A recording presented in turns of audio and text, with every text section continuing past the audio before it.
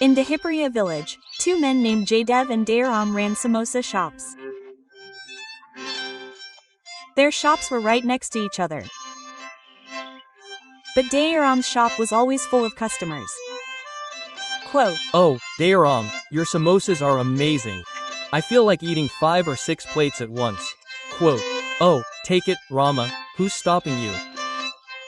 Your samosas fill my stomach, but I can't get enough." Quote, whereas Jaydev's shop attracted only a few visitors. This made Jaydev extremely jealous of Dayaram. Quote, why? This Dayaram's samosas are so popular. My samosas are no less good. Yet, I don't know why people don't come to my shop. Even Dayaram's wife and daughter loved Dayaram's samosas. Wow, Papa, you have magic in your hands. Dad, teach me how to make samosas like these. "Sure, son, why not? I'll definitely teach you, but first, you come first in your exams." Quote, Yes, Papa, I'll work hard and come first. Your father makes samosas with great love and precision. Eating samosas made with love and precision is a joy. Over time, Jaydev's anger and jealousy grew. One day, sitting at home, Jaydev wondered, why are Dayaram's samosas so good and delicious? What's wrong with my samosas? If this continues, one day I'll be forced to beg. I'll have to do something soon. But what could I do? At midnight, when everyone was asleep, Jaydev sneaked over to Dayaram's shop. He doused Dayaram's shop with petrol and lit a matchstick, setting it ablaze. Dayaram's shop burned to the ground. In the morning, when the villagers saw Dayaram's burned shop, they exclaimed, "Oh, Dayaram is ruined. Look, our Dayaram shop has burned to the ground. What should we do now?" Quote, when Dayaram and his wife approached the shop, the wife began to cry. What wrong did we do to anyone that our shop should be in this state? What will this poor man do now? Tell me, how will he survive? Dayaram consoled his wife and said, don't worry. We'll build the shop just like we did before. I'll just work harder. Dayaram's spirits remained high. He didn't suspect anyone. The shop had burned down, causing a huge financial loss. Dayaram was at home when Renu came crying to him. Quote, Papa, they expelled me from school. Why, son, what happened? I didn't pay last month's fees, so the teacher told me not to come to school from tomorrow. Papa, how am I supposed to go to school now? If I don't go to school, how will I get first? And if I don't get first, you won't even teach me how to make samosas. Everything will be fine, son. I'll pay the fees soon. Then you go to school. Get first, and then I'll teach you how to make samosas. Everything will be fine. Don't worry. Dayaram set about trying to make things right. His shop had burned down, but he mustered up the courage to start selling samosas on foot again. Dayaram roamed the streets selling samosas. Take samosas. Take fresh, hot samosas. Hey, Dayaram, brother, give me hot samosas quickly. Yes, take them, brother. Dayaram, your shop burned down. But you mustered up the courage to start selling samosas again. That's great. I have to applaud your courage. After all, we have to make ends meet. Dayaram was selling samosas, but Jaydev's shop had no customers before, and it was the same now. Frustrated, Jaydev tells his wife, I burned down the Dayaram shop, but he's still selling samosas on foot. What can he do? He's selling samosas on foot, isn't he? What can I do to make my shop flourish?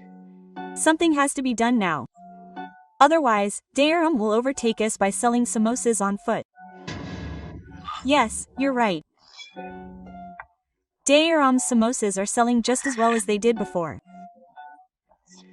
Jaydev and his wife were jealous of Dayaram's work. But Dayaram kept working hard.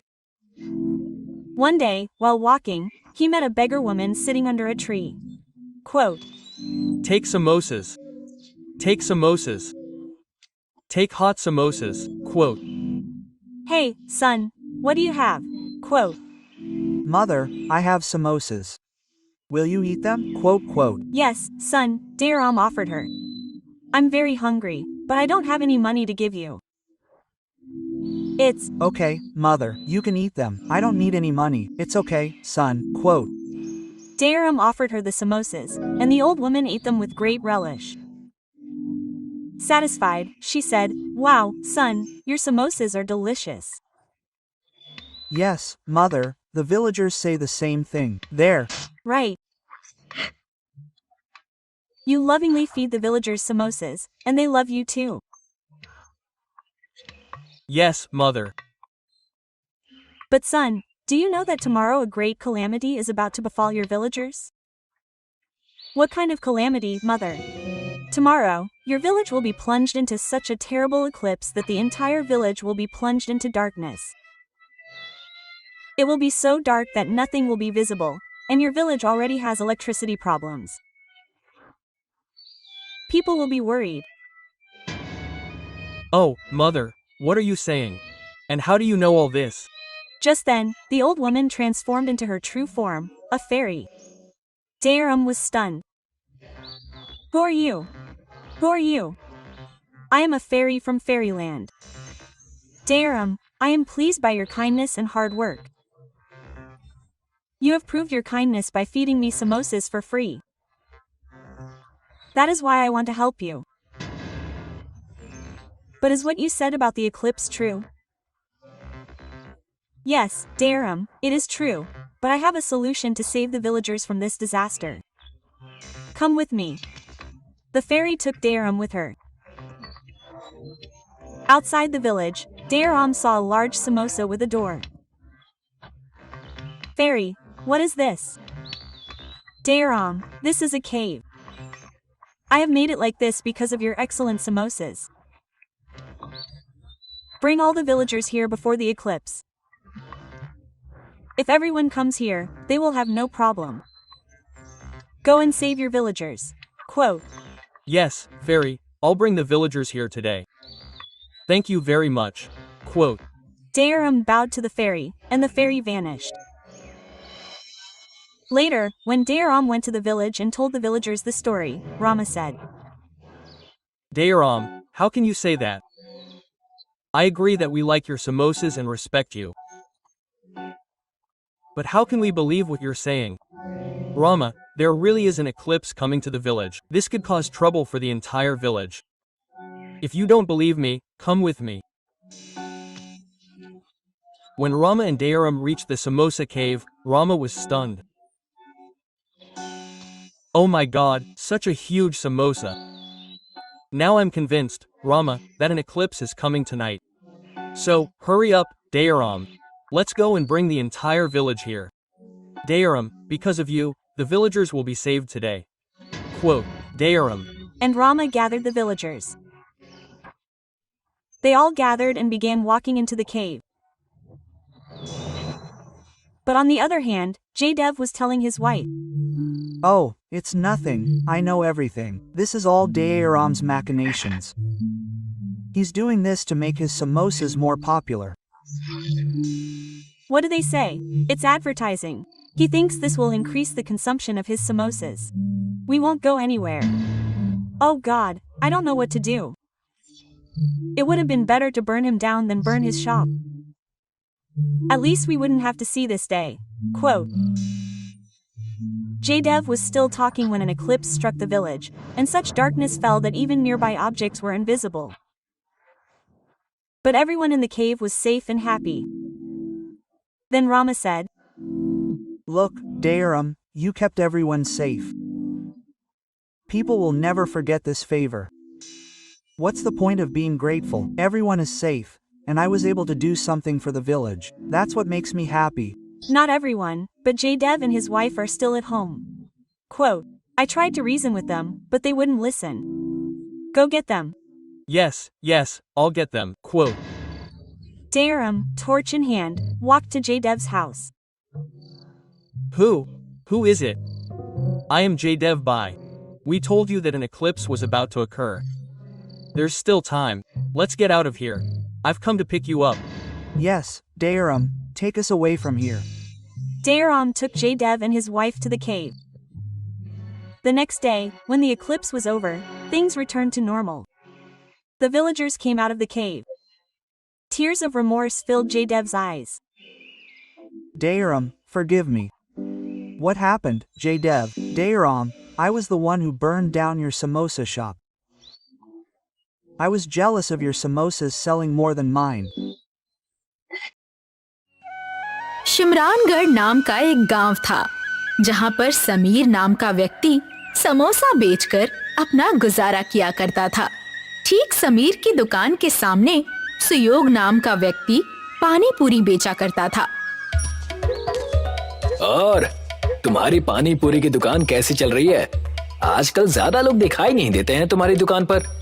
शायद लोग मेरी दुकान से समोसा खाने में व्यस्त हो गए होंगे। भाई समीर, तुम्हारी दुकान मेरे सामने ही है और लोग तो मुझे तुम्हारी दुकान पर भी नहीं दिखते हैं। तो लोग गए कहाँ? शायद तुम्हारे समोसे खाने से उनका पेट दर्द करने लगा होगा। दोनों अपने अपने रास्ते चले जाते हैं। थोड़े दिन बीतते हैं और शहर से पूनम नाम की महिला गांव में प्रवेश करती है।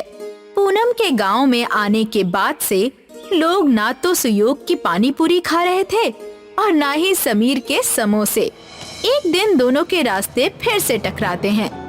भाई सुयोग, तुम्हारा धंधा कैसा चल रहा है? अभी क्या बताऊं समीर, कोई आजकल पानी पूरी खाने आता ही नहीं है। धंधा एक बार में ही इतना नीचे कैसे चला गया पता ही नहीं चल रहा। ऐसा ही हाल कुछ मेरा भी है सुयोग भाई। मैंने सुना है कि कोई पूनम नाम की महिला इस गांव में आई है और उसने कोई नया खाने का व्यंजन बेचना शुरू किया है। चलो फिर जाकर देखकर आते हैं। समीर और सुयोग दोनों ही पूनम की दुकान जाते हैं और देखते हैं कि पूनम कोई गोल मिठाई जैसे व्यंजन को बेच रही है। पूनम जी, ये आप गोल गोल खाने की क्या चीज बेच रही हैं? इसे मोमोज कहते हैं। खास इसे मैं शहर से सीख कर आई हूँ और जब से मैंने दुकान खोली है सारे गांव वाले सिर्फ मेरे पास ही ये अच्छे मोमोज खाने आते हैं। अभी इस गांव में कोई भी समोसा और पानी पूरी खाना ही नहीं चाहता। तुम अभी नई हो इस गांव में। ये मोमोज की दुकान गांव में बंद कर दो। तुम्हारे मोमोज की वजह से कोई मेरे यहाँ पानी पूरी खाने नहीं आ रहा। सही कहा, इस मोमोज की वजह से मेरी दुकान पर भी कोई समोसा खाने नहीं आ रहा। मैं तो मोमोज बेचना बंद नहीं करूंगी। तुम दोनों को जो करना है करो। अभी जाओ, मुझे मोमोज बेचने दो। आए बड़े मुझे धमकाने। समीर और सुयोग वहाँ से निकल जाते हैं और रास्ते में रुककर एक दूसरे से कहते हैं, मेरे पास एक तरकीब है। जिस तरीके से ये पूनम शहर से मोमोज बनाना सीख कर आई है ना, उसी तरीके से हम दोनों को भी शहर से कुछ सीख कर आना पड़ेगा। इस पूनम को मजा चखाने के लिए हम दोनों को एक साथ आना ही पड़ेगा। क्या कहते हो? हाँ, मैं तुम्हारा साथ दूंगा। समीर और सुयोग शहर की तरफ निकल जाते हैं। बीच में उन्हें जंगल का रास्ता मिलता है। जब वे जंगल के रास्ते से जा ही रहे थे, तभी समीर का पैर फिसल जाता है और वो एक गड्ढे में गिर जाता है। अरे समीर, तुम कहाँ गिर गए भाई? ये गड्ढा यहाँ कैसे आ गया? पक्का किसी शिकारी ने किसी जानवर के लिए गड्ढा खोद कर रखा होगा। तभी उस गड्ढे में से समीर सुयोग को आवाज लगाता है, सुयोग, नीचे आ जाओ। देखो, यहाँ पर एक अलग ही दुनिया है। वो देखता है कि गड्ढे के नीचे एक अलग ही दुनिया है, जहाँ पर दूर दूर तक एक अनोखे चमकते हुए आलू के खेत थे। दोनों ये दृश्य देखकर आश्चर्यचकित हो जाते हैं। तभी वहाँ पर एक साधु आते हैं। तुम दोनों यहाँ क्या कर रहे हो बेटा? जी, हम शहर की तरफ जा रहे थे। तभी मैं गलती से इस गड्ढे में गिर गया। जब मैं नीचे आया तो देखा कि यहाँ तो कोई अलग ही दुनिया बसी हुई है और दूर दूर तक आलू की खेती है। ये कोई साधारण आलू नहीं है। ये आलू इच्छा पूरी करते हैं। अगर ऐसा है तो एक आलू मुझे भी खाने के लिए दीजिए ना। मेरी भी एक इच्छा है। मुझे मेरी पानी पूरी दुकान पूरे गांव में सबसे ज्यादा प्रसिद्ध चाहिए।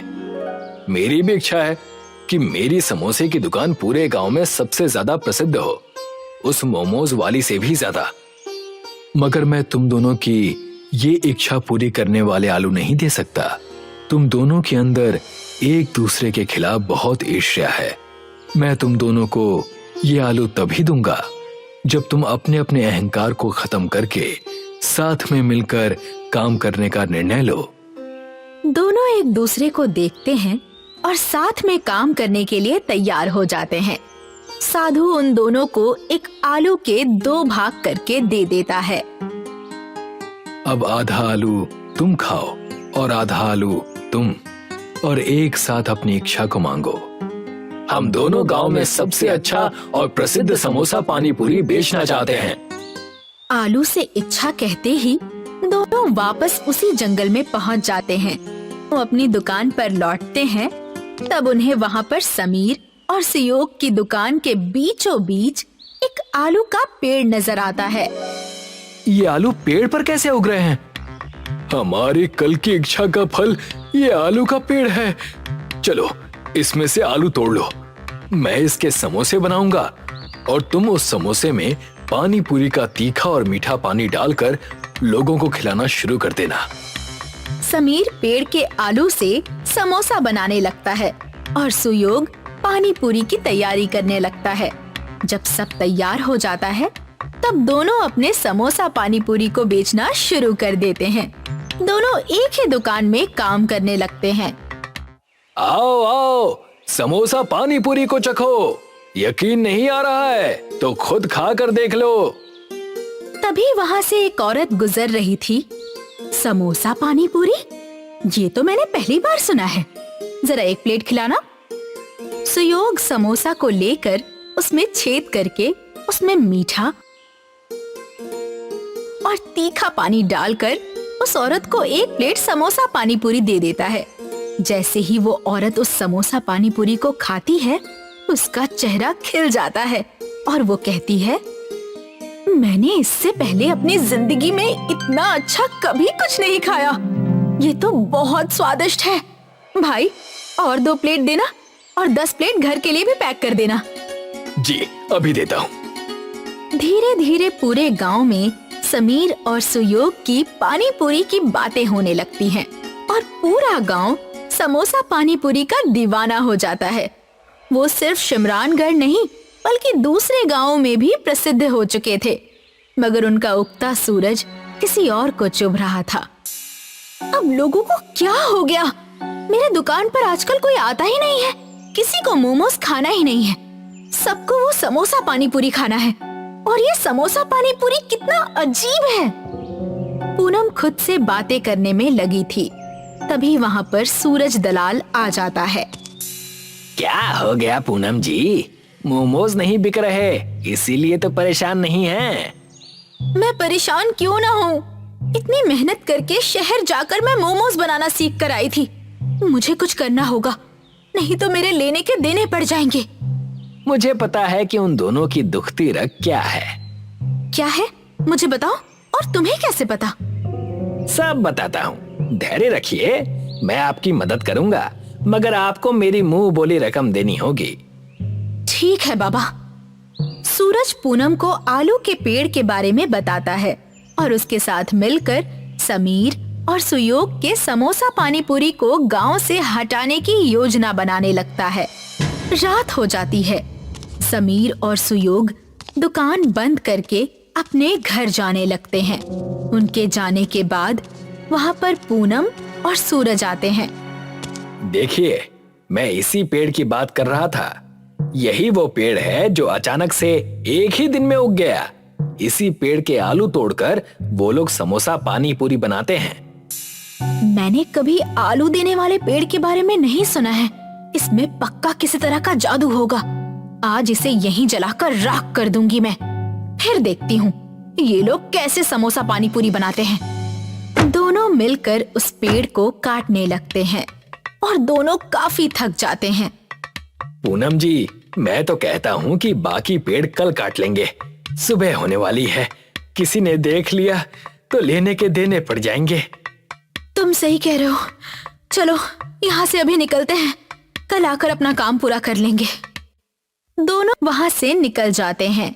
जैसे ही सूरज उगने लगता है, समीर और सुयोग दोनों ही अपनी दुकान खोलने आते हैं और देखते हैं कि पेड़ आधा कटा हुआ है। और जैसे ही सूरज की किरण उस पेड़ पर पड़ती है, पेड़ वापस से ठीक हो जाता है। तुमने देखा जो मैंने देखा? हाँ, मैंने देखा किस तरह से ये पेड़ अपने आप ही ठीक हो गया। मगर इस पेड़ को काटा किसने था? वो अपनी दुकान खोल लेते हैं और समोसा पानी पूरी बेचना शुरू कर देते हैं। दिन खत्म होता है और रात आती है। समीर और सुयोग दुकान बंद करके घर चले जाते हैं। रात के अंधेरे में फिर पूनम और सूरज उस पेड़ के पास आते हैं। अरे, ये पेड़ तो हमने कल आधा काटा था, ये ठीक कैसे हो गया? अब फिर से इसे पूरा काटना पड़ेगा।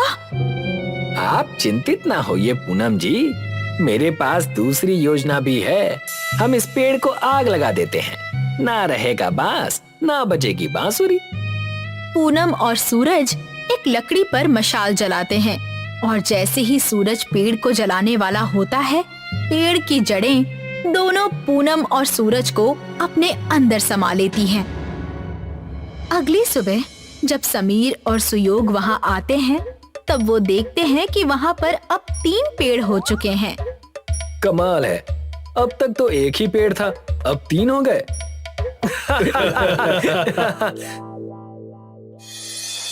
पुरीगंज नाम का एक गांव था, जहां पर सुरेश नाम का एक व्यक्ति अपने माता पिता के साथ रहा करता था। सुरेश को पानी पूरी खाना बहुत पसंद था। सुरेश और गांव के काफी लोगों को दूसरे गांव जाना पड़ता था। माँ, थोड़े पैसे मिल सकते हैं? मुझे पानी पूरी खाने जाना है। नहीं, बिल्कुल भी पैसे नहीं मिलेंगे। 20 रुपए के पानी पूरी के लिए 40 रुपए खर्च करके पानी पूरी खाने जाते हो तुम। माँ, आप क्या कर सकते हैं? हमारे गांव में पानी पूरी वाला तो है ही नहीं। इस गांव में बड़े पहाड़ को छोड़कर और कुछ नहीं है। जब सुरेश अपनी माँ से ये बात कर ही रहा होता है, उतने में ही सुरेश के पिता वहाँ आ जाते हैं। बेटा, तुम जब देखो तब सिर्फ पानी पूरी खाने की ही बातें करते रहते हो। ये सब छोड़कर कोई काम धंधा क्यों नहीं ढूंढ लेते? मेरे हाथ खेती कर कर के घिस चुके हैं। हाँ पिताजी, मैं काम ढूंढ लूंगा। जब देखो तब आप मुझे ताना देते रहते हैं। अच्छा छोड़िए, थोड़े पैसे दे दीजिए, पानी पूरी खाने दूसरे गांव सुभाष नगर जाना है। बेटा, तुम कब सुधरोगे? सुरेश के पिताजी सुरेश को पानी पूरी खाने के लिए 50 रुपए देते हैं और सुरेश गांव के बड़े से पेड़ के नीचे जाकर अपने दोस्त रोहन का इंतजार करने लगता है। रोहन थोड़ी ही देर में वहां पहुंच जाता है। क्या हुआ? तुम इतने चिंता में क्यों लग रहे हो? अभी क्या बताऊं रोहन, माँ और पिताजी दोनों ही काम ढूंढने के लिए दबाव बना रहे हैं। मैं काम तो करना चाहता हूँ, मगर कोई काम मिले तब ना। बात तो सही कह रहे हो। अब मुझे ही देख लो, मैं कब से काम ढूंढ रहा हूँ, मगर मुझे अब तक कोई काम नहीं मिला। खैर छोड़ो, जल्दी चलो, नहीं तो सुभाष नगर जाने वाली बस छूट जाएगी। हाँ हाँ चलो। सुरेश और रोहन दोनों ही पानी पूरी खाने के लिए निकल जाते हैं और दूसरी ओर गांव का लालची जमींदार लखन अपने कामगार गुल्लू को अपने पास बुलाता है। बताइए, क्या काम आ गया मालिक? मैं कोई नया व्यापार करना चाहता हूँ। बताओ, इस गांव में लोगों के पास ऐसा क्या नहीं है जो मैं इन्हें दे सकूं और थोड़े पैसे ऐड सकूं? वैसे तो मुझे कुछ ऐसा पता नहीं मालिक, मगर गांव के काफी लोग पानी पूरी खाने दूसरे गांव जाते हैं, क्योंकि इस गांव में कोई पानी पूरी बेचता ही नहीं है। सिर्फ पानी पूरी खाने के लिए दूसरे गांव जाते हैं? अब आएगा मजा। जाओ गुल्लू, और पानी पूरी का ठेला तैयार करो और पानी पूरी बेचना शुरू कर दो। और हाँ, ध्यान रहे, पानी पूरी 50 रुपए के नीचे मत बेचना। समझ आई बात? मगर पानी पूरी तो दूसरे गांव में 20 रुपए की मिलती है मालिक। हाँ, मगर हम 50 में ही बेचेंगे। अब ज्यादा सवाल मत पूछो और जाओ जाकर तैयारी करो। गुल्लू पानी पूरी बेचने की तैयारी में लग जाता है सुरेश और रोहन पानी पूरी खाकर अपने गांव लौट आते हैं। मुझे विश्वास नहीं होता कि हम सिर्फ पानी पूरी खाने के लिए इतनी दूर जाते हैं, मगर पानी पूरी खाकर सारी थकान एक बार में निकल जाती है। बात तो तुम सही कह रहे हो। काश हमारे गांव में भी एक पानी पूरी की दुकान होती तो हमें इतना दूर जाना नहीं पड़ता। सुरेश और रोहन दोनों ही अपने अपने घर चले जाते हैं और गुल्लू जमींदार की पानी पूरी के ठेले का पूरा इंतजाम कर लेता है। अगला दिन होता है और रोहन और सुरेश एक बार फिर से उसी पेड़ के नीचे मिलते हैं। और रोहन, चल फिर से पानी पूरी खाने चलते हैं। हाँ हाँ चलो, नेकी और पूछ पूछ। जैसे ही वो दोनों पानी पूरी खाने जा रहे होते हैं, उन्हें एक ठेले के पास बहुत सारी भीड़ नजर आती है। अरे यहाँ इतनी भीड़ क्यों है? चलो जाकर देखते हैं। सुरेश और रोहन भीड़ की वजह से देखने जाते हैं। जैसे ही वो दोनों वहाँ पहुँचते हैं, उन्हें वहाँ पर गुल्लू पानी पूरी बेचते हुए दिखाई देता है। अरे वाह, ऐसा लगता है ऊपर वाले ने हमारी सुन ली। सही कह रहे हो। रोहन गुल्लू से पानी पूरी का भाव पूछता है और दोनों ही पानी पूरी का भाव सुनकर हक्का बक्का रह जाते हैं। 50 रुपए? इतना ज्यादा? दूसरे गांव में तो सिर्फ 20 रुपए में ही पानी पूरी मिल जाती है। उतने में ही जमींदार लखन वहाँ पहुँच जाता है और कहने लगता है, तो वहीं जाकर खा लो पानी पूरी, हमने कहाँ मना किया है। वैसे भी दूसरे गांव में पानी पूरी खाने के लिए भी 50 रुपए ही दे रहे थे ना, तो इससे अच्छा यहाँ दे दो, क्या दिक्कत है? अच्छा, तो ये आपकी दुकान है, तभी सोचूं कि ये इतने ज्यादा दाम में पानी पूरी क्यों बेच रहा है। कोई बात नहीं, हम भी हमारी पानी पूरी की दुकान खोलेंगे और गांव वालों को कम पैसों में पानी पूरी खिलाएंगे। जाओ जाओ, बस गांव में एक मैं ही हूँ जिन्हें बाहर के लोग पानी पूरी की पूरी बना कर देते हैं। जरा मैं भी तो देखूं कि तुम दुकान कैसे खोलते हो। सुरेश और रोहन दोनों ही वहाँ से निकल जाते हैं और सोचने लगते हैं कि वो कैसे पानी पूरी की दुकान के लिए पूरी ढूंढ सके। तुमने जोश जोश में कह तो दिया, मगर हम पूरी का जुगाड़ करेंगे कैसे? हमें कुछ ना कुछ तो करना ही होगा, वरना ये जमींदार ऐसे ही लोगों से पैसे ऐंठता रहेगा। जब वो ये बात कह ही रहे होते हैं, वहाँ से एक बूढ़ा व्यक्ति बड़ी ही थकी हुई हालत में गुजर रहा होता है। पानी, पानी, कोई मुझे पानी दे दो। आप ठीक तो है ना दादाजी? रुकिए, मैं अभी पानी का बंदोबस्त करता हूँ। रोहन, जाओ, पास में जो भी घर हो वहाँ से पानी लेकर आओ। अभी लेकर आता हूँ। रोहन भागकर जाकर पास वाले घर से पानी लेकर आता है और उस बूढ़े व्यक्ति को पानी पीने के लिए देता है और उनसे पूछता है कि वो इतने थक हार कर कहाँ से आ रहे हैं। बेटा, मैं गांव के पहाड़ की चोटी चढ़कर आ रहा हूँ। वहाँ पर खास तरह की जड़ी बूटियाँ और खेत में बोने वाले बीज हैं। अगर आज तुम दोनों मुझे पानी ना पिलाते तो शायद आज मैं जिंदा ना बचता। वो बूढ़ा व्यक्ति इतना कहने के बाद अपने झोले में हाथ डालकर सुरेश और रोहन को वो जादुई बीज देता है और कहता है, जब भी तुम इन बीज को अपने खेत में बोओगे, तब तुम्हें 5 बार उस वस्तु का नाम लेना होगा जिसे तुम अपने खेत में उगाना चाहते हो, और अगले दिन वो उग जाएगा। बूढ़ा व्यक्ति इतना कहकर अपने रास्ते चला गया और सुरेश और रोहन उस जादुई बीज को अपने घर लेकर चले जाते हैं। चलो आज ही जाकर इस बीज को मेरे पिताजी के खेत में गाड़ देते हैं और देखते हैं कि ये सच में जादुई है या नहीं। सही कह रहे हो, अगर ये काम कर गया ना तो हमारी पूरी समस्या खत्म हो जाएगी। सुरेश और रोहन दोनों ही उस बीज को लेकर खेत में जाते हैं और 5 बार पानी पूरी का नाम लेकर उस बीज को खेत में बो देते हैं। अगली ही सुबह खेत में पूरी उग जाती है और सुरेश और रोहन दोनों ही अपनी पानी पूरी का ठेला डाल देते हैं और सिर्फ 20 रुपए में पानी पूरी बेचना शुरू कर देते हैं। अरे, ये तो बड़ी अच्छी दुकान दिख रही है। जरा एक प्लेट तो लगाना भाई। जी अभी लगाता हूँ। सुरेश अपने ग्राहक को पानी पूरी खिलाता है। मैंने आज से पहले कभी भी इतनी अच्छी पानी पूरी नहीं खाई। मजा आ गया इस पानी पूरी को खाकर। एक काम करो, और 2 प्लेट लगा दो और 2 प्लेट घर के लिए भी बांध दो। धीरे धीरे करके सभी सुरेश और रोहन के पानी पूरी के ठेले पर आने लगते हैं। जब भी पूरी कम पड़ जाती है, पानी पूरी की खेती से पूरी लेकर आ जाता है। गांव वालों ने जमींदार के पानी पूरी के ठेले में से पानी पूरी खाना बंद कर दिया था। ये देखकर जमींदार आग बबूला हो जाता है और अपने कामगार गुल्लू से कहता है, गुल्लू, क्या हुआ? पानी पूरी का धंधा चल क्यों नहीं रहा? मालिक, वो पानी पूरी को 20 रुपए में बेच रहा है और हम 50 रुपए में। और मैंने तो सुना है कि उसकी पानी पूरी काफी स्वादिष्ट है। हमें कुछ न कुछ तो करना पड़ेगा, नहीं तो सारा धंधा चौपट हो जाएगा। मेरे पास एक तरकीब है।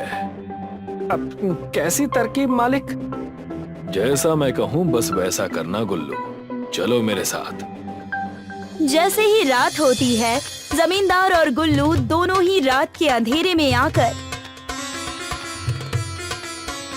सुरेश और रोहन के ठेले में आग लगा देते हैं। बहुत पानी पूरी बेचने का शौक था ना, अब बेचते रहना पानी पूरी। अगले दिन जब सुरेश और रोहन अपनी पानी पूरी बेचने आते हैं, तब वो देखते हैं कि उनका ठेला तो पूरी तरीके से जला हुआ है। ये किसने किया? भला ऐसा कोई क्यों करेगा? ये पक्का उस जमींदार का काम होगा। हमारी दुकान की वजह से उसकी पानी पूरी की दुकान नहीं चल रही होगी और वो लोगों से पैसे नहीं ऐंठ पा रहा होगा। मगर मैं हार नहीं मानूंगा, हम फिर से एक ठेला लगाएंगे। सुरेश और रोहन फिर से ठेला बनाते हैं और अपनी पानी पूरी एक बार फिर से गांव में बेचना शुरू करते हैं। और ये बात गुल्लू जाकर अपने मालिक जमींदार लखन को बताता है। क्या उन्होंने फिर से अपना ठेला लगा लिया? जी मालिक, इनके ठेले पर आग लगाने का कोई फायदा नहीं हुआ। तो हम सीधा जड़ पर हमला करेंगे। मैंने सुना है कि सुरेश के पिता के पास एक खेत है जहाँ पर ये दोनों जादुई पानी पूरी की खेती करते हैं। ये तो मैंने भी सुना है, मगर आप करने क्या वाले हैं? चल जाएगा, सब पता चल जाएगा। बस तुम मेरे साथ चलो। जैसे ही रात होती है, जमींदार और गुल्लू दोनों ही पानी पूरी की खेत में आ जाते हैं। तो ये है इनकी पानी पूरी की पूरी का राज। आज सब खत्म कर दूंगा। ना रहेगा बांस और ना बजेगी बांसुरी। जैसे ही जमींदार खेत में आग लगाने वाला होता है, उतने में ही खेत के बाजू में गड़े पेड़ की जड़ें उन्हें जकड़ लेती हैं। मालिक, आप बचाइए मालिक, आप बचाइए। अरे मैं खुद जकड़ा गया हूँ। पूरी रात जमींदार और गुल्लू फंसे होते हैं। अगले दिन जब सुरेश और रोहन पूरी की खेती करने आते हैं, तभी वो जमींदार लखन और गुल्लू को जकड़ा हुआ देखते हैं। मुझे माफ कर दो सुरेश और रोहन, मैं तुम्हारी खेती जलाने के लिए आया था, मगर यहाँ के झाड़ों ने हमें जकड़ लिया। मैं तुम दोनों को आश्वासन देता हूँ कि मैं अपने सारे गलत काम छोड़ दूंगा और पानी पूरी भी 20 रुपए में बेचना शुरू कर दूंगा। ये झाड़ इन खेतों की रक्षा करते हैं। आपको अपनी गलती का पछतावा है, हमारे लिए बस इतना ही काफी है। जैसे ही सुरेश और रोहन जमींदार और गुल्लू को माफ कर देते हैं, वैसे ही पेड़ उन्हें छोड़ देते हैं। दोपहर का समय था। ढाबे में कुछ ग्राहक बैठे थे। मोहन गुस्सैल स्वभाव का आदमी था, जो हमेशा ग्राहकों से झगड़ता रहता था। उसकी पत्नी चंकी काउंटर के पीछे खड़ी थी और नौकर लल्लन ग्राहकों को खाना परोस रहा था। अरे मोहन भाई, दाल में नमक कम लग रहा है।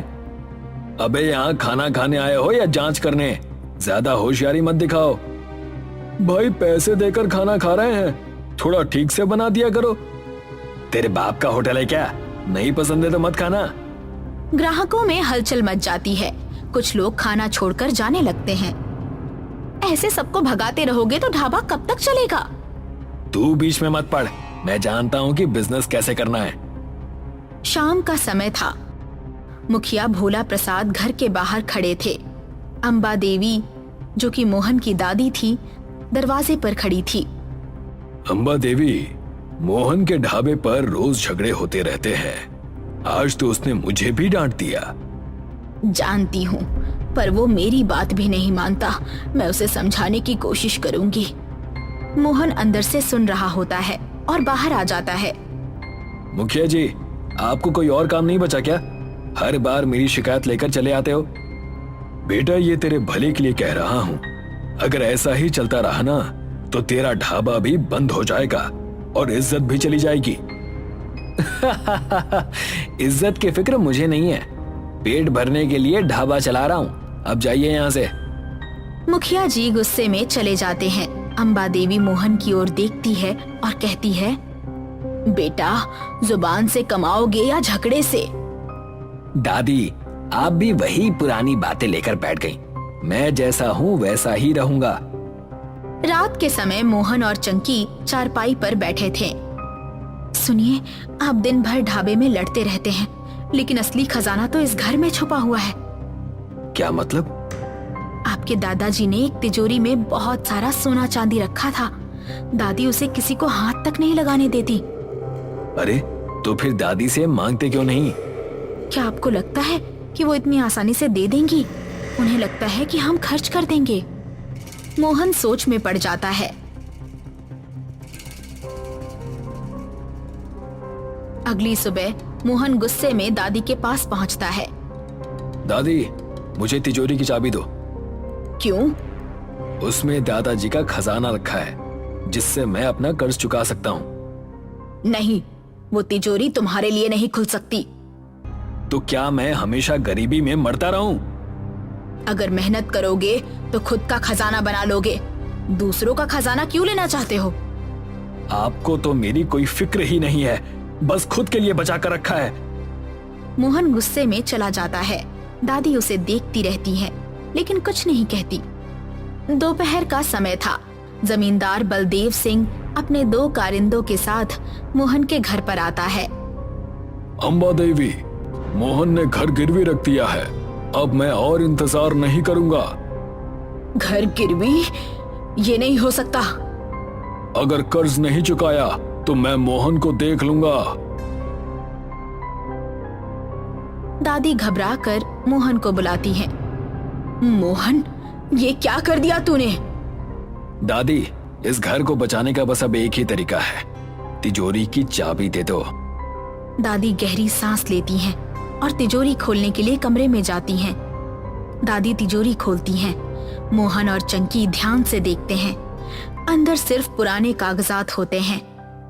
ये क्या मजाक है? इसमें तो सिर्फ कागज है। यही तुम्हारे दादाजी का खजाना है।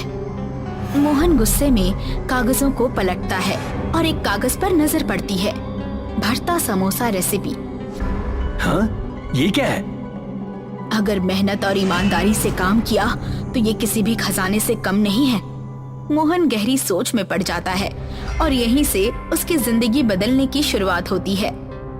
मोहन गुस्से में चारपाई पर बैठ जाता है। रेसिपी का कागज उसके हाथ में था। चंकी पास थी, लेकिन वो भी परेशान थी। ये क्या मजाक है? मैंने तिजोरी में सोने चांदी की उम्मीद की थी और इसमें सिर्फ एक समोसे की रेसिपी निकली। तो अब क्या करोगे? और क्या करूं? भूखे मरने के अलावा कोई चारा नहीं है। एक बार बनाकर देख लो, शायद ये सच में काम करे। मोहन रेसिपी का कागज फेंक देता है। चंकी उठकर चली जाती है। रात भर मोहन बेचैनी से करवटें बदलता रहता है। मोहन खाली बैठे हुए था। कोई ग्राहक नहीं आ रहा था। वो भूख से परेशान होकर रेसिपी को उठाकर पढ़ता है। अगर दादी कह रही थी कि ये किसी खजाने से कम नहीं, तो एक बार आजमा ही लेता हूँ। वो उठकर ढाबे के अंदर जाता है और बैंगन का भरता बनाने लगता है। चंकी उसे चुपचाप देख रही होती है। तुम सच में बना रहे हो? हाँ, लेकिन ये बात किसी से मत कहना। क्योंकि अगर खराब बना तो सब हंसेंगे। मोहन ने समोसे बनाए, लेकिन उनका स्वाद कुछ खास नहीं था। मोहन निराश होकर दादी के पास जाता है।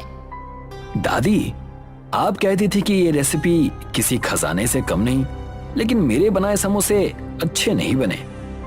खजाना मेहनत करने वालों को ही मिलता है, सिर्फ रेसिपी पढ़ने से कोई लज्जत नहीं आ जाती।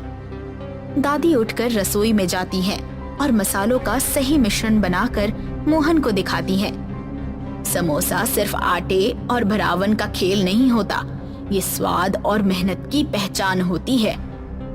तो अब मुझे फिर से बनाना होगा? बिल्कुल, लेकिन इस बार दिल से बनाना। मोहन दोबारा समोसे बनाता है और इस बार स्वाद लाजवाब आता है। मोहन पहली बार अपने ग्राहकों को नए समोसे परोसता है। अरे, ये समोसा तो कमाल का है, इसमें आलू नहीं है। वाह, ऐसा समोसा तो कभी खाया ही नहीं। धीरे धीरे गांव में भरता समोसे की चर्चा होने लगती है। मोहन अपनी चारपाई पर बैठा कुछ सोच रहा था। दादी पास आती है। अब समझ आया कि असली खजाना क्या होता है। हाँ दादी, मेहनत से बड़ा कोई खजाना नहीं। अब मैं सच में अपनी गलती सुधारूंगा। दादी गर्व से मोहन को देखती है। मोहन अब पूरी लगन से अपने ढाबे को फिर से खड़ा करने का मन बना चुका था। कुछ दिन बाद ढाबा अब पहले से कहीं ज्यादा चमक रहा था। लकड़ी की पुरानी बेंचों की जगह साफ सुथरी चौकियां आ गई थी। मोहन काउंटर पर खड़ा था और चंकी ऑर्डर संभाल रही थी। अरे मोहन, ये भरता समोसा तो कमाल का है। लोग इसे खाने के लिए दूर दूर से आ रहे हैं। भाई, अब तेरे समोसे की महक पूरे इलाके में फैल गई है। इतने में गांव का जमींदार बलदेव सिंह आता है। सब उसे देखकर चुप हो जाते हैं। क्यों रे मोहन, आजकल बहुत चर्चे में है तेरा ढाबा। बिल्कुल मालिक, मेहनत रंगलाई है। चल, एक समोसा मुझे भी खिला। मोहन खुद ताजा भरता समोसा तलता है और जमींदार के सामने रखता है। बलदेव सिंह पहला निवाला लेते ही चौंक जाता है। वाह, ऐसा समोसा तो मैंने पहले कभी नहीं खाया। अब आप अपना कर्ज मुझसे वसूल सकते हैं। मैं हर महीने आपको पैसे दे दूंगा। अरे, अब कर्ज की क्या चिंता। जब तेरा समोसा इतना बढ़िया बिक रहा है तो पैसा तो अपने आप आता रहेगा। गांव वाले ताली बजाते हैं और ढाबे में खुशी का माहौल बन जाता है। मोहन अपनी दादी के पास आता है। दादी, आपने सही कहा था। असली खजाना मेहनत और ईमानदारी है। आपने जो सिखाया वही मेरी असली पूंजी निकली। अम्बा देवी भावुक होकर, आज मुझे अपने पोते पर गर्व हो रहा है। चंकी भी पास आती है। अब तो हमें भी शहर में एक और ढाबा खोल लेना चाहिए। सब हंसने लगते हैं। पूरा गांव इकट्ठा था। मोहन अपने ढाबे के बाहर खड़ा था। एक बड़ा सा नया बोर्ड लगाया जा रहा था जिस पर लिखा था, भरता समोसा ढाबा। मोहन की जय हो, भरता समोसा जिंदाबाद। मोहन गर्व से अपने ढाबे को देखता है। उसकी आंखों में चमक थी। उसकी मेहनत और लगन ने उसे एक सफल इंसान बना दिया। शिमरानगढ़ नाम का एक गांव था जहां पर समीर नाम का व्यक्ति समोसा बेचकर अपना गुजारा किया करता था। ठीक समीर की दुकान के सामने सुयोग नाम का व्यक्ति पानी पूरी बेचा करता था। और तुम्हारी पानी पूरी की दुकान कैसी चल रही है? आजकल ज्यादा लोग दिखाई नहीं देते हैं तुम्हारी दुकान पर। शायद लोग मेरी दुकान से समोसा खाने में व्यस्त हो गए होंगे।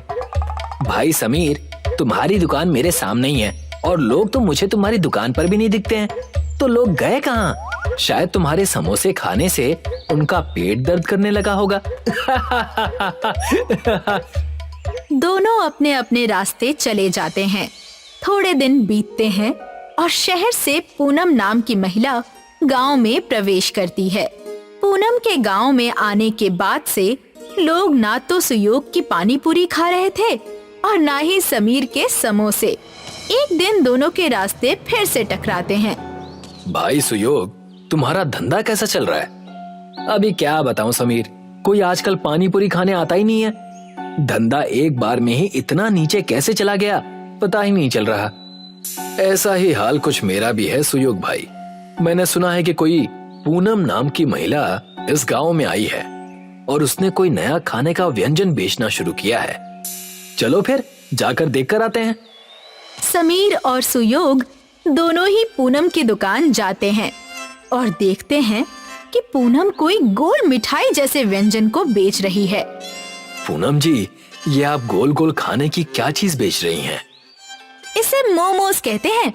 खास इसे मैं शहर से सीख कर आई हूँ और जब से मैंने दुकान खोली है सारे गांव वाले सिर्फ मेरे पास ही ये अच्छे मोमोज खाने आते हैं। अभी इस गांव में कोई भी समोसा और पानी पूरी खाना ही नहीं चाहता। तुम अभी नई हो इस गांव में, ये मोमोज की दुकान गांव में बंद कर दो। तुम्हारे मोमोज की वजह से कोई मेरे यहाँ पानी पूरी खाने नहीं आ रहा। सही कहा, इस मोमोज की वजह से मेरी दुकान पर भी कोई समोसा खाने नहीं आ रहा। मैं तो मोमोज बेचना बंद नहीं करूंगी। तुम दोनों को जो करना है करो। अभी जाओ, मुझे मोमोज बेचने दो। आए बड़े मुझे धमकाने। समीर और सुयोग वहाँ से निकल जाते हैं और रास्ते में रुककर एक दूसरे से कहते हैं, मेरे पास एक तरकीब है। जिस तरीके से ये पूनम शहर से मोमोज बनाना सीख कर आई है ना, उसी तरीके से हम दोनों को भी शहर से कुछ सीख कर आना पड़ेगा। इस पूनम को मजा चखाने के लिए हम दोनों को एक साथ आना ही पड़ेगा। क्या कहते हो? हाँ, मैं तुम्हारा साथ दूंगा। समीर और सुयोग शहर की तरफ निकल जाते हैं। बीच में उन्हें जंगल का रास्ता मिलता है। जब वे जंगल के रास्ते से जा ही रहे थे, तभी समीर का पैर फिसल जाता है और वो एक गड्ढे में गिर जाता है। अरे समीर, तुम कहाँ गिर गए भाई? ये गड्ढा यहाँ कैसे आ गया? पक्का किसी शिकारी ने किसी जानवर के लिए गड्ढा खोद कर रखा होगा। तभी उस गड्ढे में से समीर सुयोग को आवाज लगाता है, सुयोग, नीचे आ जाओ। देखो, यहाँ पर एक अलग ही दुनिया है। वो देखता है कि गड्ढे के नीचे एक अलग ही दुनिया है, जहाँ पर दूर दूर तक एक अनोखे चमकते हुए आलू के खेत थे। दोनों ये दृश्य देखकर आश्चर्यचकित हो जाते हैं। तभी वहाँ पर एक साधु आते हैं। तुम दोनों यहाँ क्या कर रहे हो बेटा? जी, हम शहर की तरफ जा रहे थे, तभी मैं गलती से इस गड्ढे में गिर गया। जब मैं नीचे आया तो देखा कि यहाँ तो कोई अलग ही दुनिया बसी हुई है और दूर दूर तक आलू की खेती है। ये कोई साधारण आलू नहीं है, ये आलू इच्छा पूरी करते हैं। अगर ऐसा है तो एक आलू मुझे भी खाने के लिए दीजिए ना। मेरी भी एक इच्छा है। मुझे मेरी पानी पूरी दुकान पूरे गांव में सबसे ज्यादा प्रसिद्ध चाहिए। मेरी भी इच्छा है कि मेरी समोसे की दुकान पूरे गांव में सबसे ज्यादा प्रसिद्ध हो, उस मोमोज वाली से भी ज्यादा। मगर मैं तुम दोनों की ये इच्छा पूरी करने वाले आलू नहीं दे सकता। तुम दोनों के अंदर एक दूसरे के खिलाफ बहुत ईर्ष्या है। मैं तुम दोनों को ये आलू तभी दूंगा जब तुम अपने अपने अहंकार को खत्म करके साथ में मिलकर काम करने का निर्णय लो। दोनों एक दूसरे को देखते हैं और साथ में काम करने के लिए तैयार हो जाते हैं। साधु उन दोनों को एक आलू के 2 भाग करके दे देता है। अब आधा आलू तुम खाओ और आधा आलू तुम, और एक साथ अपनी इच्छा को मांगो। हम दोनों गांव में सबसे अच्छा और प्रसिद्ध समोसा पानी पूरी बेचना चाहते हैं। आलू से इच्छा कहते ही दोनों वापस उसी जंगल में पहुंच जाते हैं। वो अपनी दुकान पर लौटते हैं, तब उन्हें वहाँ पर समीर और सुयोग की दुकान के बीचों बीच एक आलू का पेड़ नजर आता है। ये आलू पेड़ पर कैसे उग रहे हैं? हमारी कल की इच्छा का फल ये आलू का पेड़ है। चलो, इसमें से आलू तोड़ लो। मैं इसके समोसे बनाऊंगा और तुम उस समोसे में पानी पूरी का तीखा और मीठा पानी डालकर लोगों को खिलाना शुरू कर देना। समीर पेड़ के आलू से समोसा बनाने लगता है और सुयोग पानी पूरी की तैयारी करने लगता है। जब सब तैयार हो जाता है, तब दोनों अपने समोसा पानी पूरी को बेचना शुरू कर देते हैं। दोनों एक ही दुकान में काम करने लगते हैं। आओ आओ, समोसा पानी पूरी को चखो। यकीन नहीं आ रहा है तो खुद खा कर देख लो। तभी वहाँ से एक औरत गुजर रही थी। समोसा पानी पूरी, ये तो मैंने पहली बार सुना है, जरा एक प्लेट खिलाना। सुयोग समोसा को लेकर उसमें छेद करके उसमें मीठा और तीखा पानी डालकर उस औरत को एक प्लेट समोसा पानी पूरी दे देता है। जैसे ही वो औरत उस समोसा पानी पूरी को खाती है, उसका चेहरा खिल जाता है और वो कहती है, मैंने इससे पहले अपनी जिंदगी में इतना अच्छा कभी कुछ नहीं खाया। ये तो बहुत स्वादिष्ट है। भाई और 2 प्लेट देना और 10 प्लेट घर के लिए भी पैक कर देना। जी अभी देता हूँ। धीरे धीरे पूरे गांव में समीर और सुयोग की पानी पूरी की बातें होने लगती हैं और पूरा गांव समोसा पानी पूरी का दीवाना हो जाता है। वो सिर्फ शिमरानगढ़ नहीं बल्कि दूसरे गांवों में भी प्रसिद्ध हो चुके थे, मगर उनका उगता सूरज किसी और को चुभ रहा था। अब लोगों को क्या हो गया? मेरे दुकान पर आजकल कोई आता ही नहीं है, किसी को मोमोज खाना ही नहीं है, सबको वो समोसा पानी पूरी खाना है। और ये समोसा पानी पूरी कितना अजीब है। पूनम खुद से बातें करने में लगी थी, तभी वहाँ पर सूरज दलाल आ जाता है। क्या हो गया पूनम जी? मोमोज नहीं बिक रहे, इसीलिए तो परेशान नहीं हैं। मैं परेशान क्यों ना हूँ? इतनी मेहनत करके शहर जाकर मैं मोमोज बनाना सीख कर आई थी। मुझे कुछ करना होगा, नहीं तो मेरे लेने के देने पड़ जाएंगे। मुझे पता है कि उन दोनों की दुखती रग क्या है। क्या है?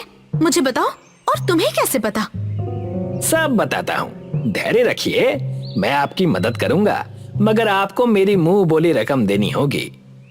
ठीक है बाबा। सूरज पूनम को आलू के पेड़ के बारे में बताता है और उसके साथ मिलकर समीर और सुयोग के समोसा पानी पूरी को गांव से हटाने की योजना बनाने लगता है। रात हो जाती है। समीर और सुयोग दुकान बंद करके अपने घर जाने लगते हैं। उनके जाने के बाद वहाँ पर पूनम और सूरज आते हैं। देखिए, मैं इसी पेड़ की बात कर रहा था। यही वो पेड़ है जो अचानक से एक ही दिन में उग गया। इसी पेड़ के आलू तोड़कर वो लोग समोसा पानी पूरी बनाते हैं। मैंने कभी आलू देने वाले पेड़ के बारे में नहीं सुना है। इसमें पक्का किसी तरह का जादू होगा। आज इसे यहीं जलाकर राख कर दूंगी मैं। फिर देखती हूँ ये लोग कैसे समोसा पानी पूरी बनाते हैं। दोनों मिलकर उस पेड़ को काटने लगते हैं और दोनों काफी थक जाते हैं।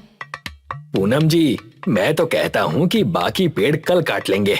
सुबह होने वाली है, किसी ने देख लिया तो लेने के देने पड़ जाएंगे। तुम सही कह रहे हो। चलो यहाँ से अभी निकलते हैं, कल आकर अपना काम पूरा कर लेंगे। दोनों वहां से निकल जाते हैं। जैसे ही सूरज उगने लगता है, समीर और सुयोग दोनों ही अपनी दुकान खोलने आते हैं और देखते हैं कि पेड़ आधा कटा हुआ है। और जैसे ही सूरज की किरण उस पेड़ पर पड़ती है, पेड़ वापस से ठीक हो जाता है। तुमने देखा जो मैंने देखा? हाँ, मैंने देखा किस तरह से ये पेड़ अपने आप ही ठीक हो गया। मगर इस पेड़ को काटा किसने था? वो अपनी दुकान खोल लेते हैं और समोसा पानी पूरी बेचना शुरू कर देते हैं। दिन खत्म होता है और रात आती है। समीर और सुयोग दुकान बंद करके घर चले जाते हैं। रात के अंधेरे में फिर पूनम और सूरज उस पेड़ के पास आते हैं। अरे, ये पेड़ तो हमने कल आधा काटा था, ये ठीक कैसे हो गया? अब फिर से इसे पूरा काटना पड़ेगा। आप चिंतित ना होइए पूनम जी, मेरे पास दूसरी योजना भी है। हम इस पेड़ को आग लगा देते हैं, ना रहेगा बांस, ना बजेगी बांसुरी। पूनम और सूरज एक लकड़ी पर मशाल जलाते हैं और जैसे ही सूरज पेड़ को जलाने वाला होता है, पेड़ की जड़ें दोनों पूनम और सूरज को अपने अंदर समा लेती हैं। अगली सुबह जब समीर और सुयोग वहां आते हैं, तब वो देखते हैं कि वहां पर अब 3 पेड़ हो चुके हैं। कमाल है, अब तक तो एक ही पेड़ था, अब 3 हो गए। एक गांव में आकाश और विकास नाम के 2 दोस्त रहते थे। आकाश गरीब था जबकि विकास अमीर था। कल यार पापा एक साइंस एग्जीबिशन में गए और दूरबीन खरीद लाए। बड़े लोग बड़ी बातें। अगर अच्छे दोस्त ना हो तो अमीरी में भी कोई सुख नहीं है। चल, मैंने कल लस्सी पिलाई थी, आज तू समोसे खिला। चलो बाजार चलते हैं। आकाश और विकास बाजार जाते हैं तो देखते हैं कि दुकान पर बहुत भीड़ लगी हुई है। दोनों दोस्त दुकान के पास जाते हैं। काका, दुकान पर इतनी भीड़ क्यों है? समोसे की नई दुकान खुली है। ऐसे बढ़िया समोसे हैं, एक बार खाओगे तो बार बार मांगोगे। ला पैसे दे, 2 समोसे खरीद लेता हूँ। नहीं, बस तू अपने लिए खरीद, मुझे खट्टी डकारें आ रही हैं। आकाश अपने लिए एक समोसा खरीद रहा होता है, तभी विकास की नजर समोसे बेचने वाले पर पड़ती है। विकास समोसे बेचने वाले को कुछ शक की निगाहों से देखता है। बड़ी मुश्किल से एक समोसा मिला है। वाह, ऐसा समोसा तो मैंने पहले कभी नहीं खाया। तुम भी खा कर देखो, एक बार खाओगे तो बार बार मांगोगे। इस दुकान का नाम देख लेता हूँ, कल फिर यहाँ आऊंगा। आकाश दुकान का नाम देखता है। दुकान का नाम होता है जादुई समोसे। तुमने एक बात नोट की क्या? हर कोई समोसे वाले के समोसे की तारीफ कर रहा है और कह रहा है एक बार खाओगे तो बार बार मांगोगे। मुझे तो जादुई समोसे में कुछ गड़बड़ लग रही है। उस समोसे वाले को देखकर भी मुझे शक हो रहा है। जासूसी नॉवेल पढ़ पढ़कर तुम्हारा दिमाग खराब हो गया है। चलो घर चलते हैं, अंधेरा हो गया है और बारिश भी आने वाली है। आकाश और विकास अपने घर चले जाते हैं।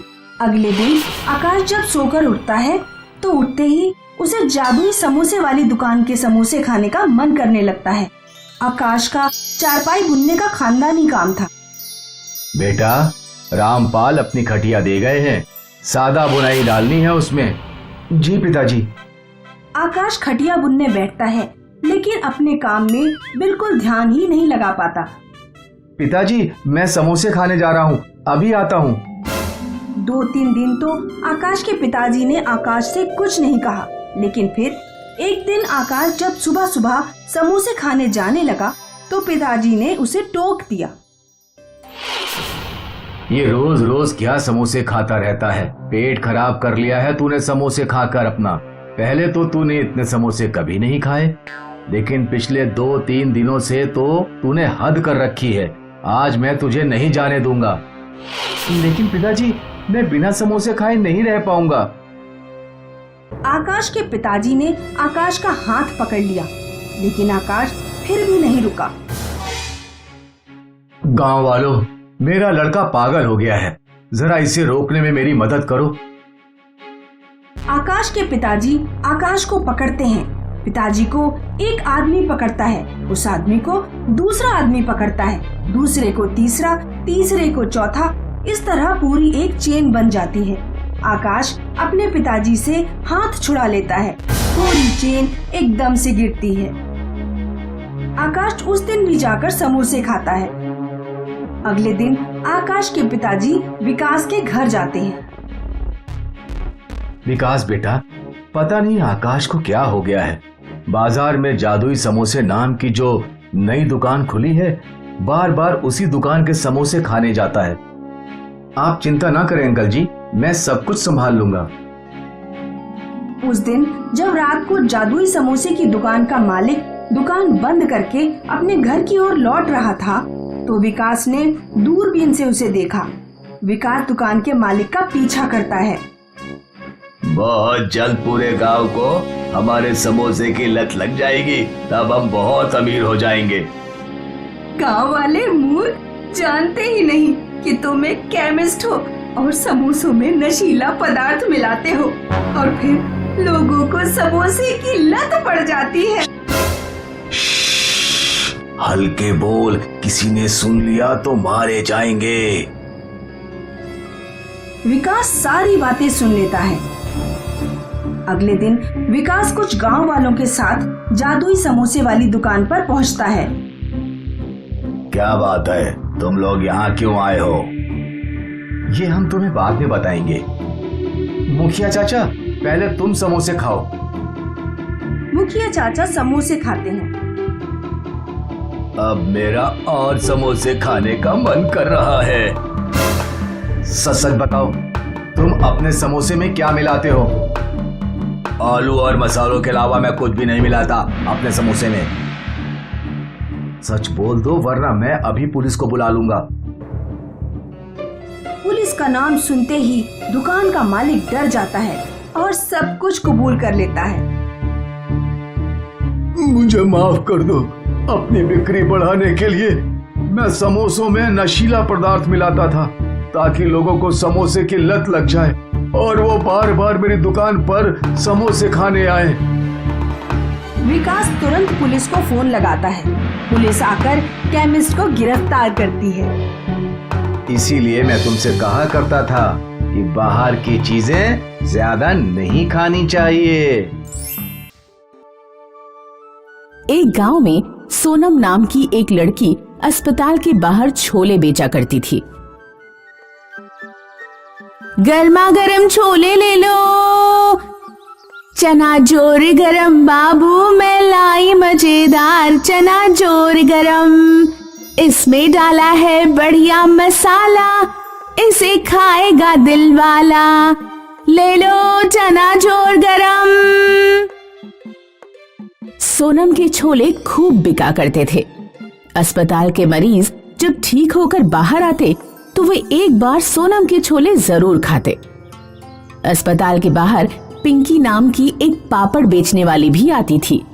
पिंकी के पापड़ कम बिका करते थे, इसलिए वह सोनम से बहुत चिढ़ती थी। गर्मा गर्म छोले, सड़े बुरे छोले, पता नहीं कितने दिन पुराने बासी छोले उठा लाती है ये सोनम सड़ेलिया। मेरे छोले तेरे गंदे सड़े पापड़ों से तो अच्छे ही हैं। सच बता, कितने दिनों से नहाई नहीं है? सोनम शाम को घर लौटकर अपनी बूढ़ी बीमार माँ की सेवा किया करती थी और उसे दिन भर की बातें भी सुनाती। अम्मा, आज एक अमीर ग्राहक ने मुझे 100 रुपए की टिप दी। ये क्या होता है? जब कोई खुश होकर कुछ एक्स्ट्रा पैसे देता है तो उसे ही टिप कहते हैं। बेटी, तू अपनी शादी के लिए कोई लड़का ढूंढ ले। मैं तो कहीं उठकर जा भी नहीं सकती। पहले तुम पूरी तरह स्वस्थ तो हो जाओ, तब मैं अपनी शादी कर लूंगी। सोनम की माँ का स्वास्थ्य दिन पर दिन बिगड़ता गया। एक दिन उसे अपनी माँ को लेकर अस्पताल जाना पड़ा। पिंकी यह देखकर बहुत खुश हुई। सोनम की अम्मा अस्पताल में है, वो अब छोले बेचने नहीं आ पाएगी। तब तक मैं छोले का धंधा जमा लेती हूँ, ऐसा बढ़िया मौका फिर नहीं मिलेगा। पिंकी ने पापड़ बेचना छोड़ दिया और छोले बेचने लगी।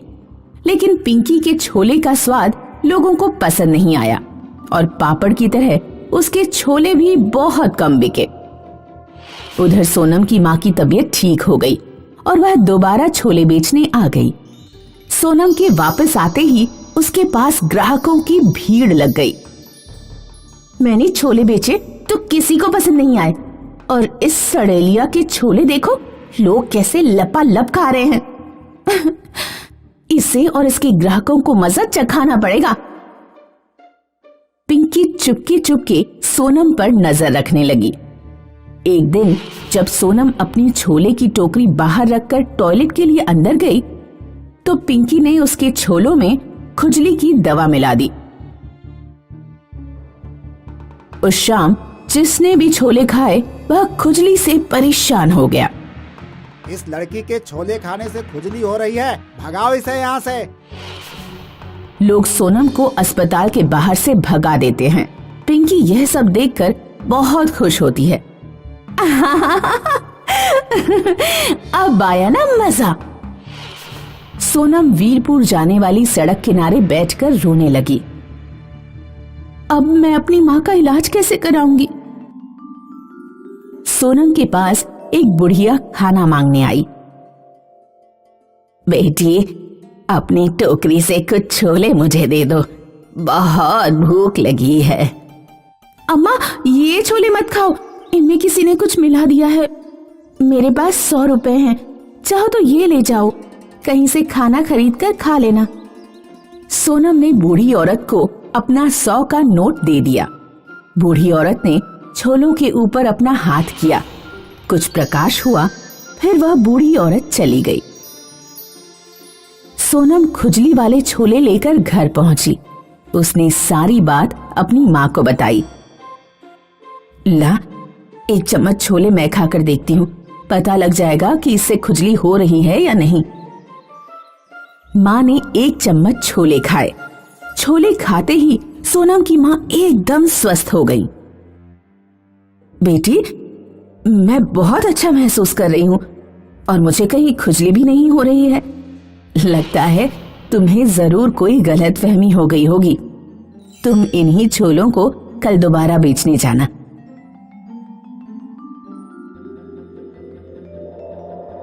सोनम अगले दिन ही छोले लेकर अस्पताल के बाहर पहुंची।